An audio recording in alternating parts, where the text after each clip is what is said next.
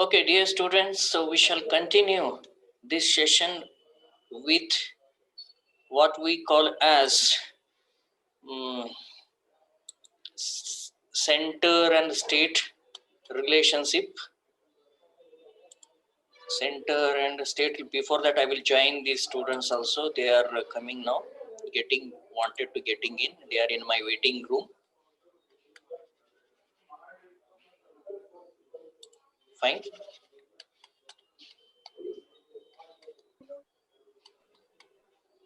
I will admit.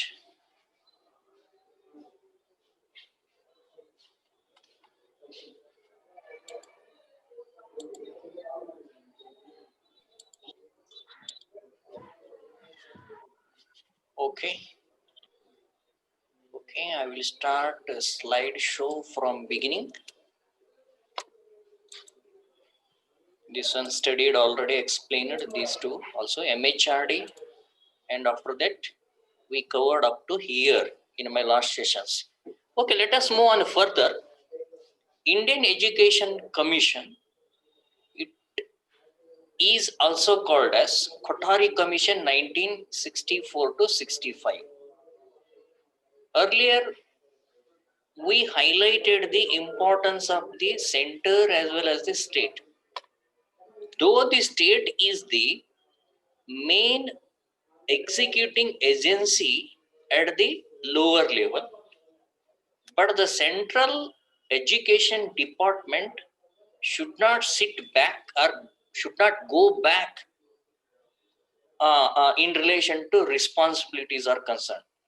So let us move what this Kothari Commission. Kothari was the person who headed this team of Indian Education Commission, and he recommended number of issues. Among these, the main important here are the Indian Education Commission, popularly known as Kothari Commission 1964-65, it observed what it observes. We are convinced that the radical reconstruction of education that we have recommended in this report will not be possible less. First one, the government of India provides the needed initiative, leadership, and financial support. This is main important thing. The government of India set one commission in the year 64-65. It observed all the educational issues across the country. Later on, recommended few things and submitted its report to the central government. What it initiates, the first one, the government of India provides the needed initiative, leadership, and financial support. Before that, two lines, we are convinced that the radical reconstruction of education that we have recommended in this report will not be possible less. ಅಂದ್ರೆ ಏನ್ ಹೇಳ್ತಾ ಇದೆ ಅಂತಂದ್ರೆ, ನಾವೇನು ಮೂಲಭೂತ ಬದಲಾವಣೆಗಳನ್ನ ಹೌದಾ, ಮೂಲಭೂತ ಪುನರ್ ಶಿಕ್ಷಣವನ್ನ ರಚನೆ ಮಾಡ್ಬೇಕಾತಪ್ಪ ಅಂತಂದ್ರೆ government of India provides the needed initiative and leadership and financial support. This is most important aspect. Otherwise, it won't possible. Will not be possible less. Without the central government initiative or the leadership, whatever the initiations taken by the state government or local government or this domestic government, it will not be meaningful. It will not be according to the standards. It will not be according to the expected way to meet the global demands. ಇಲ್ಲಿ ಒಂದು ರಾಜ್ಯ ಒಂದ್ ಕಡೆ ನಾನು ಹೇಳಿದ್ದೆ ನಿಮ್ಗೆ ಪ್ರಾರಂಭಿಕ ಹಂತದಲ್ಲಿ ಇದು 64-65 ನಲ್ಲಿ ರೆಕಮೆಂಡ್ ಮಾಡ್ತಾ ಇದೆ. ಅದಕ್ಕಿಂತ ಮುಂಚೆ ಏನಾಗ್ಬಿಟ್ಟಿತ್ತು, especially the education was the subject of the state, ರಾಜ್ಯಗಳ ಜವಾಬ್ದಾರಿಯಾಗಿತ್ತು. ಹೀಗಾಗಿ it won't fulfil the all the needs of the education system. So that is why we lagging behind to bring forth the education. ಅದಕ್ಕೆ ಶಿಕ್ಷಣವನ್ನ ನಾವು ಏನಾಗಿತ್ತಂದ್ರೆ it was a neglected area. ಅದಕ್ಕೆ ಇದು ಏನ್ ರೆಕಮೆಂಡ್ ಮಾಡಿತ್ತು ಅಂತಂದ್ರೆ ಕೊಠಾರಿ ಕಮಿಷನ್ ಅಥವಾ ಭಾರತೀಯ ಶಿಕ್ಷಣ ಆಯೋಗ ಅಂತ ಹೇಳ್ತೀವಿ, ಕೊಠಾರಿ ಆಯೋಗ ಅಂತಲೂ ಕೂಡ ಹೇಳ್ತೀವಿ. 1964 ಮತ್ತು 1964-65 ಇದು ಜಾರಿಗೆ ಆಯ್ತು.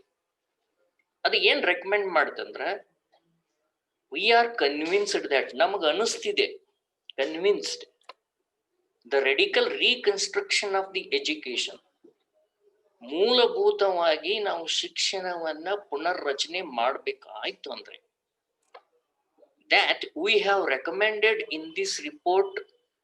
ನಾವೇನ್ ಈ ಒಂದು ವರದಿಲಿ ಏನ್ ಹೇಳ್ತಾ ಇದ್ದೀವಿ ಅಂದ್ರೆ will not be possible less.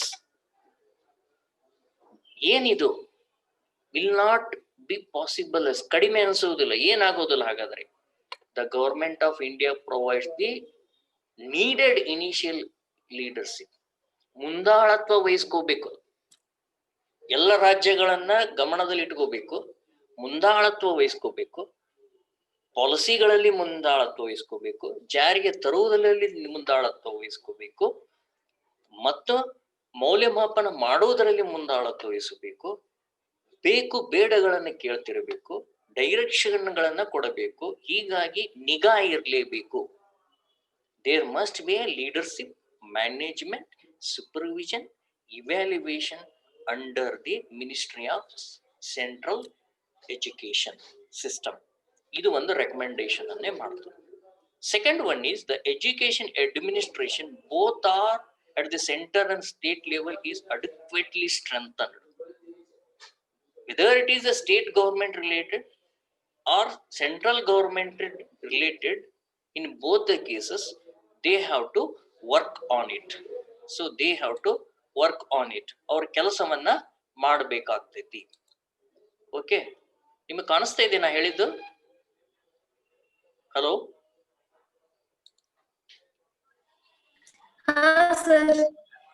Okay, fine.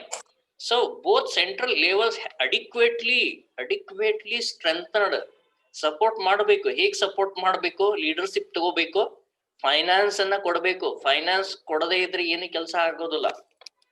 In the budgetary system, the allocations of the money with respect to primary, secondary as well as higher education must be strengthened. Allocate the more amount of the money, support financial activities to the each program. ಪ್ರತಿಯೊಂದು ಪ್ರೋಗ್ರಾಮ್ಗೂ ಶೈಕ್ಷಣಿಕವಾಗಿರ್ತಕ್ಕಂಥ ಹಣಕಾಸಿನ ಚಟುವಟಿಕೆಗಳನ್ನು ಕೊಡಬೇಕಾಗ್ತೈತಿ. ಅಂದ್ರೆ ಏನಾಗ್ತೈತಿ, ಅದು ಒಂದು ಪರ್ಯಾಯ ಬಲಿಷ್ಠವಾಗಿರ್ತಕ್ಕಂತಹ ಒಂದು ಶೈಕ್ಷಣಿಕ ಆಡಳಿತವನ್ನ ತರೋದಕ್ಕೆ ಸಾಧ್ಯ ಆಗ್ತೈತಿ. ಆಡಳಿತ, ಶೈಕ್ಷಣಿಕ ಆಡಳಿತ ಬೇಕು. Not only at the state, not only at the centre, they have to be coordinated very well between the center and the state. So the central government is an advisory and coordinating authority so far as the education role is concerned. The constitutional provisions reveals that central government is expected to play a significant role in the field of the education. The central government is an advisory and coordinating authority. See here, it is giving the rule, suggestions, guidances, okay, all type of the services in terms of the framing the policy, in terms of the program initiation, in terms of the financial assistance. That's all there.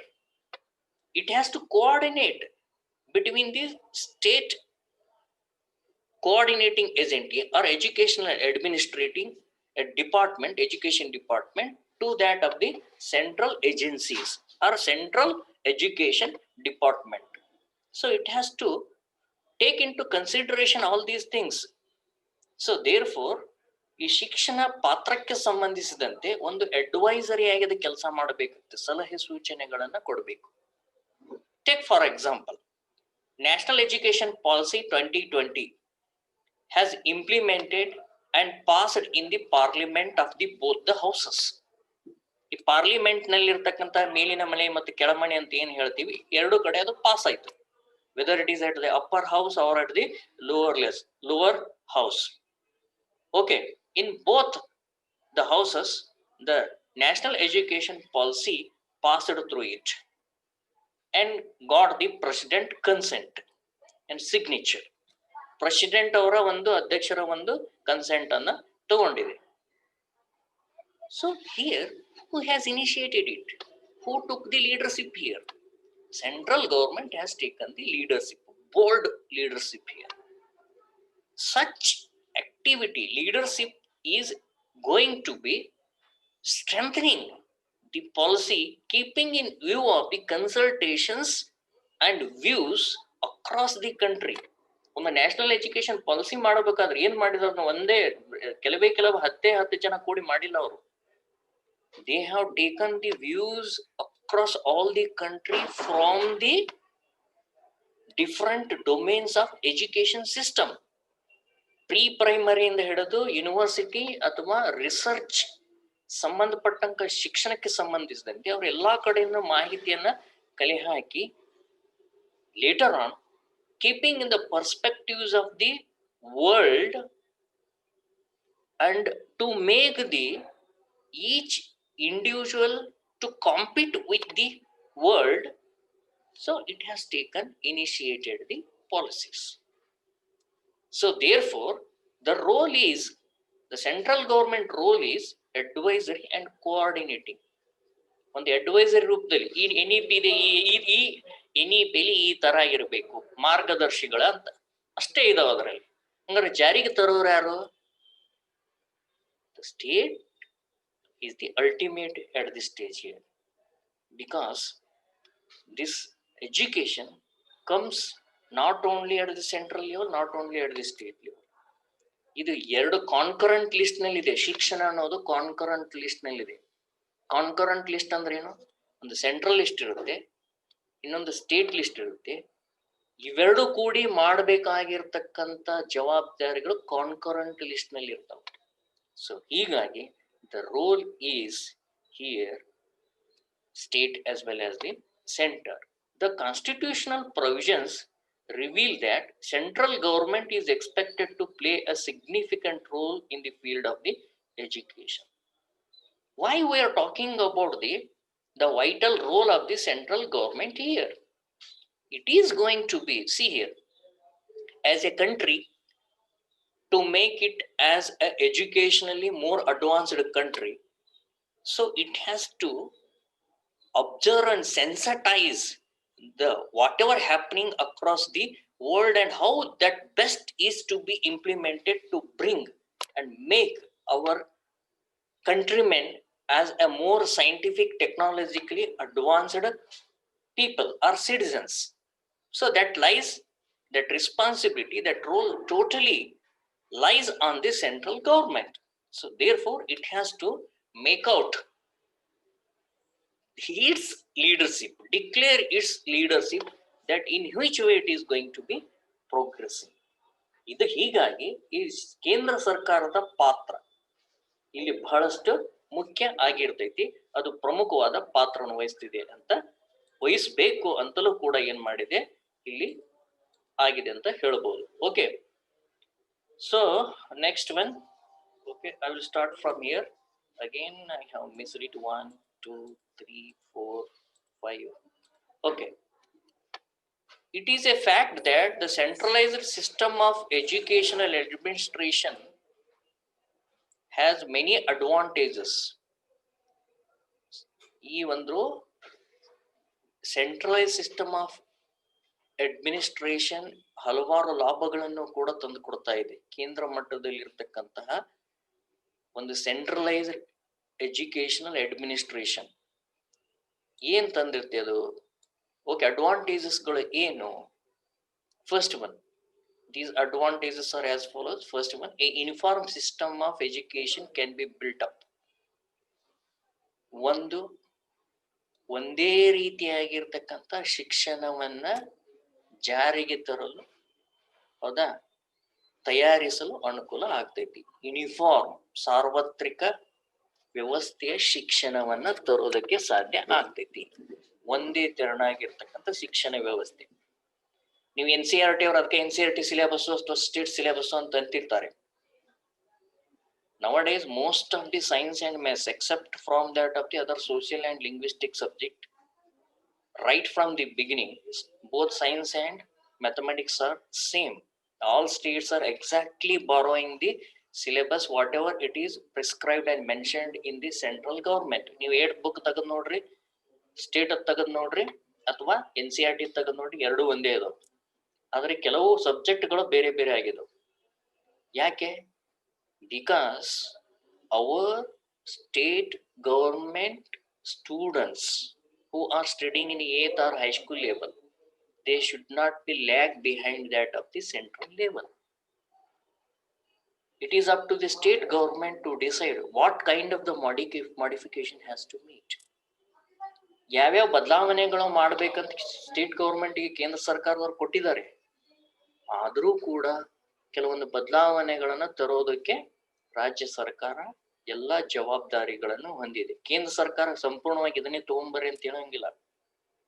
The state government acts as a advisory body. It should not pressurize their subordinate states to follow this and that. It has given an autonomy to all the state government that you can make certain sort of the modifications to reach the domestic people, the progress of the domestic people. ಅಲ್ಲಿಯ ಒಂದು ಶೈಕ್ಷಣಿಕ ವಾತಾವರಣ ಇಟ್ಟುಕೊಂಡು ಕೆಲವೊಂದು ಬದಲಾವಣೆಗಳನ್ನ ಮಾಡಿಕೊಳ್ಳುವುದಕ್ಕೆ ಆಯಾ ರಾಜ್ಯ ಸರ್ಕಾರಕ್ಕೆ ಏನಾಗಿದೆ, ಜವಾಬ್ದಾರಿಗಳನ್ನ ನೀಡಿದೆ. ಸೊ ದೇರ್ಫೋರ್, ಆದ್ರೆ ಏನೇ ಇದ್ರೂ ಕೂಡ ಆ NCERT ಅವರ ಏನ್ ಗೈಡ್ಲೈನ್ಸ್ ಏನದವಲ್ಲ, ಮಾರ್ಗದರ್ಶಿ ಸೂತ್ರಗಳೇನದವಲ್ಲ, ಅವು ಒಂದೇ ರೀತಿಯಾಗಿರ್ತಕ್ಕಂಥ, ಒಂದೇ ತೆರನಾಗಿರ್ತಕ್ಕಂಥ ಶಿಕ್ಷಣವನ್ನು ತರೋದಕ್ಕೆ ಸಾಧ್ಯ ಆಗ್ತೈತಿ. The second one, the needs of the entire country can be kept in the forefront. ಒಂದು ದೇಶವಾಗಿ ಈ ರಾಷ್ಟ್ರಕ್ಕೆ ಸಂಬಂಧಿಸಿದಂತ ಏನೆಲ್ಲ ಅಗತ್ಯತೆಗಳಿದವು, what are the demands, what are the aspirations of these countrymen, that has to be sensitized and that has to be brought forth, okay, through this uniform system of the education.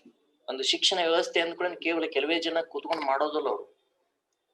So prior to that formulation of the NEP 2020, they will ask each and every state government and union territory to give their suggestions.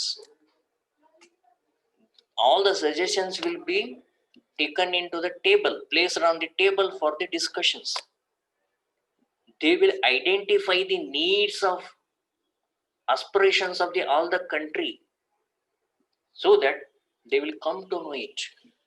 ಈಗ ಒಂದು ರಾಷ್ಟ್ರವಾಗಿ ಎಲ್ಲ ರಾಜ್ಯಗಳದ ಒಂದು ಶಿಕ್ಷಣ ಸಚಿವರದಿರ್ಬೋದು, ಇಲಾಖೆಗಳ ಜೊತೆಗೆ ಏನ್ ಮಾಡ್ತಾರ, ಅವರು ಚರ್ಚೆ ಮಾಡ್ತಾರೆ. ಪ್ರತಿಯೊಂದು ಇಲಾಖೆಯವರು ಕೂಡ, ಪ್ರತಿಯೊಂದು ರಾಜ್ಯದವರು ಕೂಡ ತಮ್ಮ ವಿಚಾರಗಳನ್ನ ಅಲ್ಲಿ ಪ್ಲೇಸ್ ಮಾಡ್ತಾರೆ, ಹೇಳ್ತಾರೆ ಅವರು, ಓಕೆ, ಕೇಂದ್ರ ಸರ್ಕಾರಕ್ಕೆ.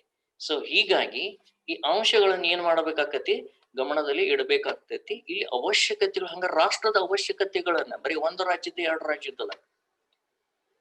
Here the central government education department not only accepting the just a few states demands and the aspirations, it will look after all the states and the needs of the peoples of the all the states and needs of the peoples of the country. The third one is the different types of projects and experiments can be undertaken very easily because of the big finance. See here, central government is always having a very good financial strength, so it can support many programs. Say for example, in some of the states, some regions are backward regions. ಈಗ ಹೈದರಾಬಾದ್ ಕರ್ನಾಟಕ ಅಂತಿದೆ, ಬೆಂಗಳೂರಿನ ಕೆಲವು ಭಾಗಗಳಿದೆ, ಚಿತ್ರದುರ್ಗ, ಕೋಲಾರ, ಅಲ್ಲಿನೂ ಕೂಡ ಏನಿದೆ ಹಿಂದುಳಿದ ಪ್ರದೇಶಗಳದು. ಅಲ್ಲಿ ಹಾಗಾದ್ರೆ ಕೆಲವೊಂದು ಪ್ರೋಗ್ರಾಮ್ಗಳನ್ನ ಜಾರಿಗೆ ತರಬೇಕಾಯ್ತಪ್ಪ ಅಂತಂದ್ರೆ ಅವಾಗ ಏನ್ ಬೇಕಾಗ್ತೈತಿ, ಹೆಚ್ಚಿನ ಮಟ್ಟದ ಹಣಕಾಸು ಬೇಕಾಗ್ತಾ ಇರ್ತೈತಿ.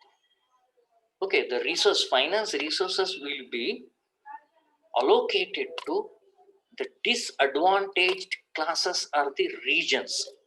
ಹೌದಾ? ಈ ಡಿಸ್ಅಡ್ವಾಂಟೇಜಸ್ ಅಂದ್ರೆ ವಂಚಿತ ಸಮುದಾಯ ಅಥವಾ ವಂಚಿತ ಒಂದು ಏರಿಯಾ ಅಂತ ಏನಿರ್ತೈತಿಲ್ಲ, ಅಂತಹ ಒಂದು ಸಂದರ್ಭದಲ್ಲಿ ಏನ್ ಮಾಡಬೇಕಾಗ್ತೈತಿ, ಇವೆಲ್ಲ ಎಕ್ಸ್ಪೆರಿಮೆಂಟ್ಗಳನ್ನ, ಪ್ರಾಜೆಕ್ಟ್ಗಳನ್ನ ಜಾರಿಗೆ ತರೋದಕ್ಕೆ ಸಾಧ್ಯ ಆಗ್ತೈತಿ.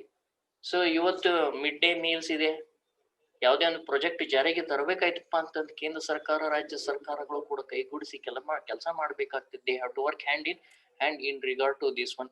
So therefore big finance will be needed. ಈಗ ಸರ್ವ ಶಿಕ್ಷಣ ಅಭಿಯಾನ ಇರ್ಬೋದು, ಮಾಧ್ಯಮಿಕ ಶಿಕ್ಷಣ ಅಭಿಯಾನ ಇರ್ಬೋದು, ಇವತ್ತು ಉನ್ನತ ಶಿಕ್ಷಣ ಅಭಿಯಾನ, ಏನೇನು ಕಾರ್ಯಕ್ರಮ ಇನ್ನೊಂದ್ ಸ್ವಲ್ಪ ದಿವಸ ಹೋಯ್ತಪ್ಪ ಅಂದ್ರೆ ಏನ್ ಬಂದ್ಬಿಡ್ತೈತಿ ಅಂದ್ರೆ ಎಲ್ಲರಿಗೂ ಕೂಡ ಫ್ರೀ ಟ್ಯಾಬ್ ಕೊಡ್ತಾರೆ, ಇಂಟರ್ನೆಟ್ ಫೆಸಿಲಿಟೀಸ್ ಕೊಡ್ತಾರೆ. ಅದು ಬರ್ತಕ್ಕಂಥ ಕಾಲ ಏನ್ ದೂರ ಇಲ್ಲ ಅಂತ ಅನಿಸ್ತಿದೆ ನನಗೆ. So definitely today or tomorrow it is the need of the hour. ಇಂದಿನ ಸಂದರ್ಭದ ಅವಶ್ಯಕತೆ ಇದ್ದೇ ಇದೆ. Because education is the fundamental right. ಈಗಾಗಲೇ ಒಂದು ಹೈಕೋರ್ಟ್ ಹೇಳ್ಬಿಟ್ಟಿದೆ. ಏನಂತ ಹೇಳಿದೆ? ನೀವು ಇಂಟರ್ನೆಟ್ ಸೌಲಭ್ಯಗಳನ್ನ, ಹೌದಾ, ಲ್ಯಾಪ್ಟಾಪ್ ಸೌಲಭ್ಯಗಳನ್ನ ಅಥವಾ ಟ್ಯಾಬ್ ಸೌಲಭ್ಯಗಳನ್ನ ಪ್ರಾಥಮಿಕ ಅಂದ್ರೆ 6 ರಿಂದ 14 ವರ್ಷದ ಮಕ್ಕಳಿಗೆ ಅವ್ರನ್ನೂ ಕೂಡ ಏನ್ ಮಾಡ್ಬೇಕಾಗ್ತೈತಿ, ನೀವು ಇಂಟರ್ನೆಟ್ ಶಿಕ್ಷಣದಲ್ಲಿ ತೊಡಗಿಸುವಂತೆ ಮಾಡಬೇಕು. ಅದು ಅವರ fundamental right. So therefore these are the things has to be keep it in mind. What are the disadvantages? Let us see now here. The major disadvantages of the system of the education administration is that there is a very danger of region being overlooked. Some state central government give more fund allocation to some states, central government will give less fund allocations, and they won't initiate some programs in one region and they will neglect the other region.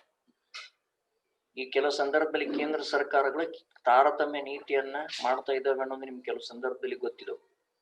ಈ centrally ಅವ್ರದೆಲ್ಲ ಹಿಡಿತದಲ್ಲಿ ಇತ್ತಪ್ಪ ಅಂದ್ರ ಅವ್ರು ಏನ್ ಮಾಡ್ಬಿಡ್ತಾರೆ, ತಮಗ್ ಬೇಕಾದ ತಮ್ಮ ಪಕ್ಷಕ್ಕೆ ಬೇಕಾಗಿರ್ತಕ್ಕ ತಮಗ್ ಫೇವರ್ ಮಾಡ್ಲಿಕ್ಕೆ ಹೋಗ್ಬಿಡ್ತಾರ. ಸೊ ಇದು ಒಂದು ಅಪಾಯ ಇದೆ. So this is very dangerous. That is why they will is very danger of region being overlooked. So ಇಂತಹ ಒಂದು ಸ್ಥಿತಿಯಲ್ಲಿ ಇರ್ತೈತಿ ಅಡ್ಮಿನಿಸ್ಟ್ರೇಷನ್ ಶೈಕ್ಷಣಿಕ. So it hampers the development of the small groups. ಇಲ್ಲಿ ಯಾವಾಗ್ಲೂ ಕೂಡ ಏನಾಗಿರ್ತೈತಿ, 2 ಗುಂಪುಗಳು ಇರ್ತಾವ. ಒಂದು ಸ್ಮಾಲ್ ಗ್ರೂಪ್, ಅವ್ರ ಧ್ವನಿನೇ ಇರೋದಿಲ್ಲ. They are not at all having the voice to raise, or they won't at all listened by the other people or the central government. ಸಣ್ಣ ಸಣ್ಣ ರಾಜ್ಯಗಳದ ಕೇಳುವಂತಹ ಒಂದು ಔದಾರ್ಯತೆ ಅಂತ ಏನ್ ಹೇಳ್ತೀವಿ, ಕೇಂದ್ರ ಸರ್ಕಾರಕ್ಕೆ ಕೆಲವು ಸಂದರ್ಭದಲ್ಲಿ ಇರೋದಿಲ್ಲ. So it hampers the development of the small group, small communities, small regions. So ಇಂತಹ ಒಂದು ಸಾಧ್ಯತೆ ಎಲ್ಲವೂ ಕೂಡ ಕೇಂದ್ರ ಸರ್ಕಾರ ಕೊಟ್ಟು ಬಿಟ್ರೆ ಹಿಂಗೆ ಇರ್ತೈತಿ. ಪುಣ್ಯಾಗ ನಮ್ಮಲ್ಲಿ ಏನಿಲ್ಲ, ಆ ತರ ವ್ಯವಸ್ಥೆ ಇಲ್ಲ.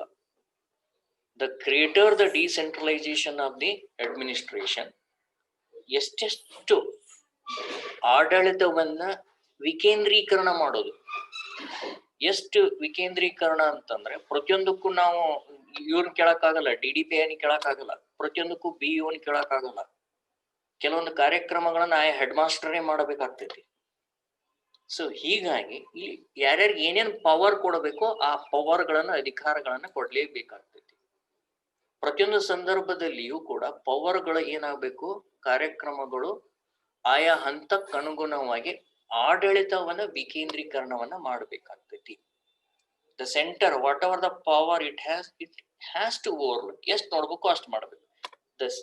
The Secretary of Education Department has to look after only administrative aspects, and other things are also. Whenever they see, for example, BEO DDP ಏನ್ ಮಾಡ್ಬೇಕು, ಅವ್ರ ಕೆಲಸವನ್ನ ಅವ್ರು ಮಾಡೋದು. ಪ್ರತಿಯೊಂದಕ್ಕೂ ಅವ್ರ ಸೆಕ್ರೆಟರಿನ ಕೇಂದ್ರ ಸರ್ಕಾರನ ಕೇಳಿ ಅವ್ರನ್ನೇ ಅಪ್ರೂವಲ್ ಆಗ್ಲಿ, ಅವ್ರದೇ ಚೆಕ್ ಸೈನ್ ಆಗ್ಲಿ ಅಂತ ಹೇಳಿದ್ರೆ ಕೆಲಸ ಆಗಲ್ಲ. So therefore power has to be decentralized. ಎಷ್ಟು ಪವರ್ ಡಿಸೆಂಟ್ರಲೈಸ್ ಇರುತ್ತೆ ಅಷ್ಟು ಏನಿರ್ತೈತಿ ಅಲ್ಲಿ ಎಲ್ಲಾ ಕಾರ್ಯಕ್ರಮಗಳನ್ನ. ಈ ಹೆಡ್ ಮಾಸ್ಟರ್ಗೆ ಯಾವುದೇ ಪವರ್ ಇಲ್ಲದೆ ಇದ್ರೆ ಅವ್ನು ಏನು ಖರ್ಚು ಮಾಡಕ್ ಆಗಲ್ಲ. ಅವ್ನು BEO ಕಡೆನೆ ಹೋಗ್ಬೇಕು ಪ್ರತಿದಿನ, ಅಲ್ಲಿ ಹೋಗಿ ಮಾಡ್ಲಿಕ್ಕೆ ಆಗಲ್ಲ. To initiate, to bring certain sort of the progressive reports, to bring progress in their schools. ಈಗ ಅಲ್ಲಿ ಮತ್ತೆ ಏನಾಗ್ಬಿಡ್ತೈತಿ, corruption will be get in to enter. therefore power should be get administrate. ಇದು ಸೆಂಟ್ರಲೈಸ್ಡ್ ಮಾಡೋದು ಬಹಳ ಡೇಂಜರಸ್. ಅದಕ್ಕೆ ಏನಿರ್ಬೇಕು, decentralisation ಬೇಕೇ ಬೇಕಾಗ್ತೈತಿ. The better and the quicker is the development of the individual. The greater the decentralisation of administration, the better and the quicker is the development of the individual. ಹೀಗೆ head master ಜೊತೆಗೆ ಶಾಲಾ ಸುಧಾರಣಾ SDMC ಅಂತ ಇದೆ, school development and management committee ಅಂತ ಹೇಳ್ತೀವಿ. ಶಾಲಾ ಅಭಿವೃದ್ಧಿ ಮತ್ತು ನಿರ್ವಹಣಾ ಮಂಡಳಿ ಅಥವಾ ಕಮಿಟಿ ಅಂತ ಏನ್ ಹೇಳ್ತೀವಲ್ಲ ಅಲ್ಲಿ, ಅದು ಮತ್ತು ಹೆಡ್ ಮಾಸ್ಟರ್ ಏನು ಬೇಕು ಎಲ್ಲರೂ ಒಟ್ಟಿಗೆ ಕೂತ್ಕೊಂಡು ಅವ್ರಿಗೆ ಅಧಿಕಾರ ಕೊಟ್ಟಿರ್ತಾರೆ. ಆಯಾ ಸ್ಕೂಲಿಗೆ ಏನೇನ್ ಬೇಕು, ಮಟೀರಿಯಲ್ಸ್ಗಳು ಏನ್ ಬೇಕು, ಒಂದೊಂದು ಸ್ಕೂಲಿನ ಒಂದೊಂದು ತೆರನಾಗಿರ್ತಕ್ಕಂತಹ ಸಮಸ್ಯೆಗಳಿರ್ತಾವ. Each school is dealing with their own problems. In some of the schools there are no what we call as equipments, no teaching aids, whereas in some of these schools there is no proper building. So like that, if the powers are given to that of the each and everybody, they will look after it and they will make the expenditure in compliance to the requirement.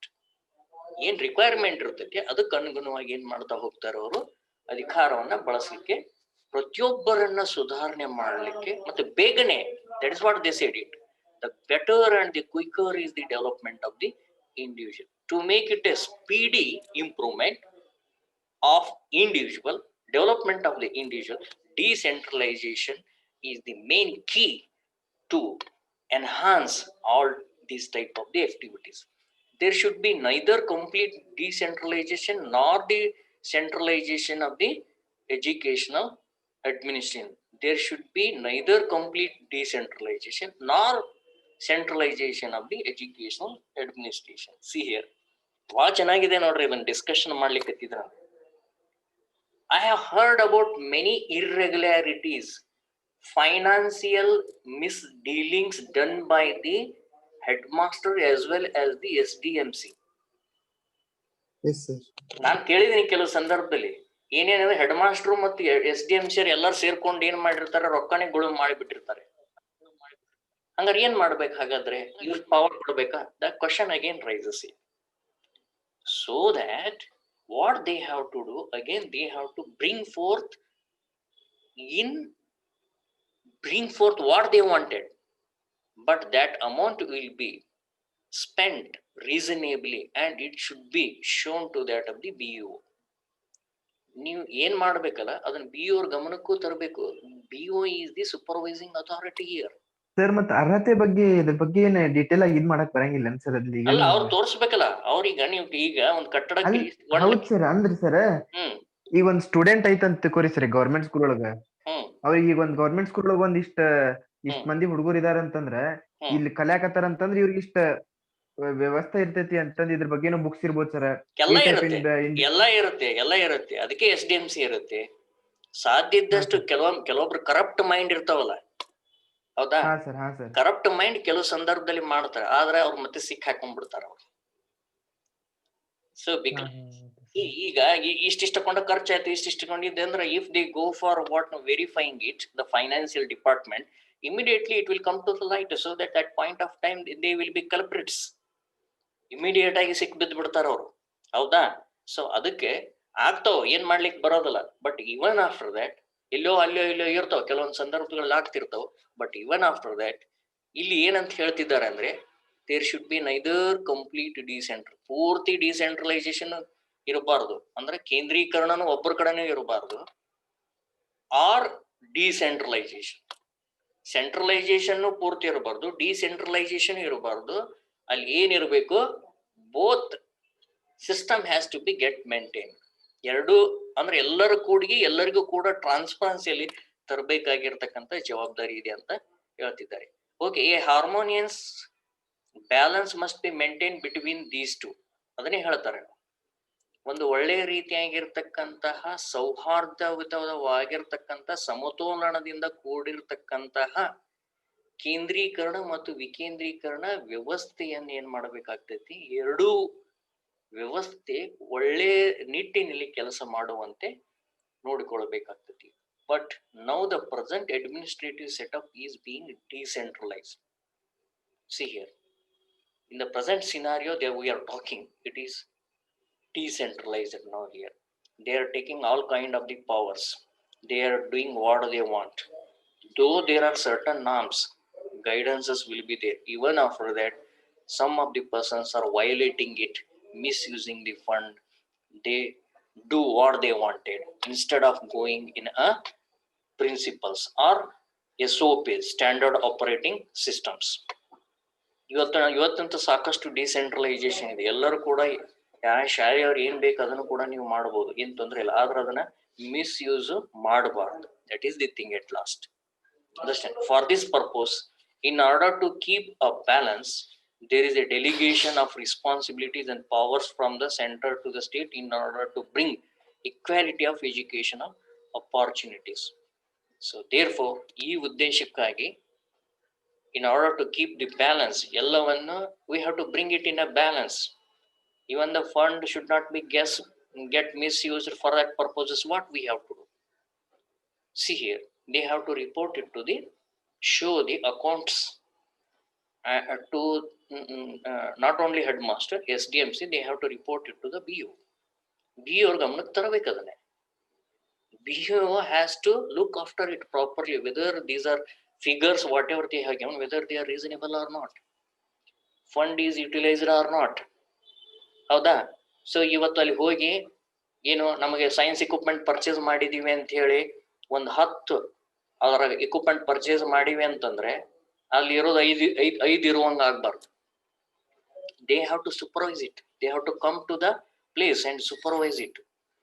ಅಲ್ಲಿ ಬಿ ಅವ್ರು ಬರಬೇಕು, ಅದನ್ನ ಏನ್ ಮಾಡಬೇಕು, ಅದನ್ನ ನೋಡ್ಬೇಕು ಅವ್ರು ಅದಾವೋ ಇಲ್ಲೋ ಅಂತೇಳಿ. They have to verify the stocks. So ಇಂಥ ಜವಾಬ್ದಾರಿಗಳನ್ನ ಬೆಳೆಸ್ಬೇಕಾಗ್ತೈತಿ. Okay, so this is the responsibility and powers from the center to the state in order to bring equality of educational opportunities. ಈ ಶೈಕ್ಷಣಿಕ ಅವಕಾಶಗಳು ಏನದಾವಲ್ಲ, so these are to be available to all the students and the learners, even at the child who is at the last bench. ಕೊನೆಯ ವ್ಯಕ್ತಿ ಎಲ್ಲಿದ್ದಾನೆ ಅವ್ರಿಗೂ ಕೂಡ ಏನ್ ಮಾಡಬೇಕಾಗ್ತೈತಿ, ಕೊಡಬೇಕಾಗ್ತೈತಿ. Thank you for listening me. Okay, so today we have learnt about the educational administrative setup at the central as well as the state level. It means that how they are related since the independence to till today. Okay, so mainly Ministry of Education, earlier it was MHRD at the central level. It is taking the administrative setup. And at the state level, primary and secondary education, which is going to looking after the state level education system right from the primary to the 12th. And higher education ministry is there. It look after the all the state level related the higher education issues and the administration. ಈಗ ಉನ್ನತ ಶಿಕ್ಷಣ ಇಲಾಖೆಗೆ ಸಂಬಂಧಪಟ್ಟಂತದ್ದು ಅದು ಕೂಡ ಬೇರೆ ಇದೆ, primary ಇದು ಕೂಡ ಬೇರೆ ಇದೆ. ಆದ್ರೆ ಕೇಂದ್ರ ಮಟ್ಟದಲ್ಲಿ ಮಿನಿಸ್ಟ್ರಿ ಆಫ್ ಎಜುಕೇಶನ್ ಅಂತ ಇದೆ, ಹೌದಾ, ಶಿಕ್ಷಣ ಸಚಿವಾಲಯ. ಅದರ ಅಡಿಯಲ್ಲಿ ಏನ್ ಬರ್ತದೋ ಎಲ್ಲಾ ಶೈಕ್ಷಣಿಕ ವ್ಯವಸ್ಥೆಗಳು ಕೂಡ ಬರ್ತವೆ. ಓಕೆ, ಇವುಗಳ ಬಗ್ಗೆ ಡೀಟೇಲ್ ಆಗಿ ನಾವ್ ಏನ್ ಮಾಡೋಣ, ಮುಂದಿನ ಅವಧಿಯಲ್ಲಿ ಕಲಿತುಕೊಳ್ಳೋಣ. If you want anything else you can ask me. Let us go for discussion. ನಿಮ್ಗೆ ಏನಾದ್ರು ಅದಕ್ಕೆ ಚರ್ಚೆ ಇತ್ತಪ್ಪ ಅಂದ್ರೆ ನೀವು ಹೇಳ್ಬೋದು, ಕೇಳ್ಬೋದು. Now the session is open for you to take the discussion, and if you want to ask anything you can ask me. ಆದ್ರೆ ನೀವೆಲ್ಲ ಸರ್ವಜ್ಞರದಿರಿ ಅಂತ ನಮಗೆ ಬಹಳ ಗೊತ್ತಿದೆ. ನೀವು ಜಸ್ಟ್ ಓದಿದ್ರ ಸಾಕು, ನಿಮ್ಗಷ್ಟೇ, ನಿಮಗೆ ಬರೇ ಉಗುರು ಕೊಟ್ರ ಸಾಕು, ನೀವು ಬಳ್ಳ ನುಂಗ್ತೀರಿ ಅನ್ನೋದು ನಮ್ಗೆ ಗೊತ್ತೈತಿ, ಎಲ್ಲಾನು ತಿಳ್ಕೊಂಡ್ಬಿಟ್ಟಿರ್ತೀರಿ. ಇಲ್ಲಿ ನೋಡ್ರಿ 10 ಜನ ಜಾಯ್ನ್ ಆಗಿದ್ರಿ, ಉಳ್ದವ್ರು ಗಾನ ಹೋಗ್ಬಿಟ್ರ ಹೊಸರು, ನಮ್ಗೇನ್ ಸಂಬಂಧ ಇಲ್ಲತ್ತೆ. ದೀಪಿಕಾ,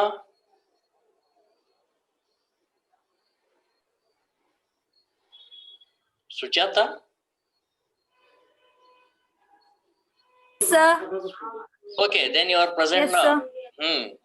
So ಏನ್ ಕಲ್ತೀವಿ ಹೇಳಮ್ಮ? What we learned in this period, you just take the route and navigate the ideas. What we learned it in short. ಇನ್ನೊಂದ್ ಸ್ವಲ್ಪ ಟೈಮ್ ಇದೆ, 1-2 ನಿಮಿಷ. ಹೇಳ್ರಿ ಏನೇನ್ ಕಲ್ತಿದೀವಿ ಅಂತೇಳಿ.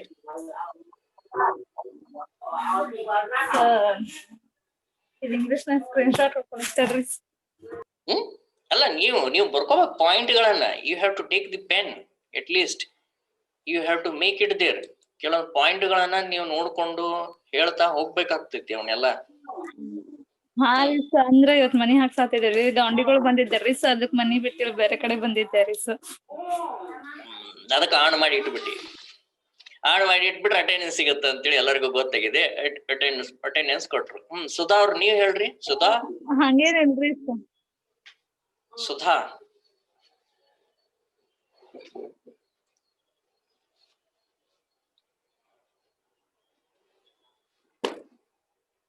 ಸುಧಾ ಪತ್ತಾಗಿಲ್ಲ. ಓಕೆ, ನೆಕ್ಸ್ಟ್ ಯಾರ ಕಡೆ ಹೋಗೋಣ? ದೀಪಿಕಾ.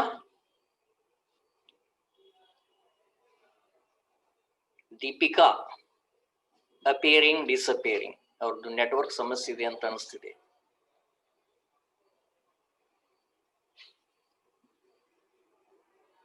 ಹನುಮಂತ್. ನಮಸ್ತೆ ಸರ್. ನಮಸ್ತೆ. ಹೇಳಪ್ಪ, ಏನ ನಾವು ಕಲ್ತ್ವಿ ಈ ಪೀರಿಯಡ್ ನಲ್ಲಿ?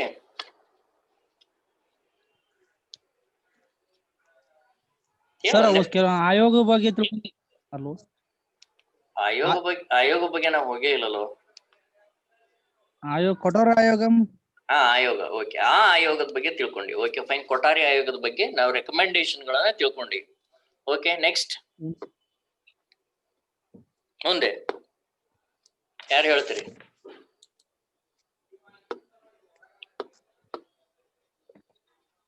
ಮತ್ತೆ ಯಾರು ಹೇಳೋದು? ಆನ್ ಮಾಡಿ ಹೇಳ್ರಿ, ಯಾರು ಏನ್ ತಿಳ್ಕೊಂಡಿದ್ದೀರಿ ಅಂತ ಹೇಳಿ. ಸಿಲೆಬಸ್ ಯಾವ ಟೈಪ್ ಅದು ಸೆಟ್ ಮಾಡ್ತಾರಂತ ಡಿಸ್ಕಸ್ ಮಾಡಿದ್ವಿ ಸರ್. ಸೆಂಟ್ರಲ್ ಮತ್ತು ಸ್ಟೇಟ್ ಗವರ್ಮೆಂಟ್ ಆಡಳಿತ ಬಗ್ಗೆ ನಾವು ಮಾತಾಡ್ತಾ ಇದೀವಿ. ಕೇಂದ್ರ ಮತ್ತು ರಾಜ್ಯ ಸರ್ಕಾರಗಳು ಹೇಗೆ ಒಟ್ಟುಗೂಡಿ ಕೆಲಸ ಮಾಡಬೇಕು, ಕೆಲಸ ಮಾಡಬೇಕು. ಶಿಕ್ಷಣ, how they are going to administering, okay, with respect to education at the state as well as the central government. Though they are independent, they are coordinating to bring the education across the India. Okay. Next. ಮತ್ತೆ ಬೇರೆದವ್ರು ಏನ್ ಹೇಳ್ತೀರಿ? Same sir. Tell me. The facilities ಅದೇ type ಏನಿಲ್ಲ. Card ಆಯ್ತು, ಮತ್ತೆ ನಿರ್ವಹಣೆ ಯಾವ ರೀತಿ ಮಾಡ್ಬೇಕು ಅನ್ನೋದು ಹೇಳಿದ್ರಿ ಸರ್. ರಾಜ್ಯ ಸರ್ಕಾರಗಳ ಬಗ್ಗೆ. ಈಗ ನಿಮ್ಗೆ ರಾಜ್ಯ ಸರ್ಕಾರ ಮಾಡ್ಬೇಕಂತಿರೋ ಏನ್ ಕೇಂದ್ರ ಸರ್ಕಾರ ಮಾಡ್ಬೇಕಂತಿರೋ ಎಜುಕೇಶನ್?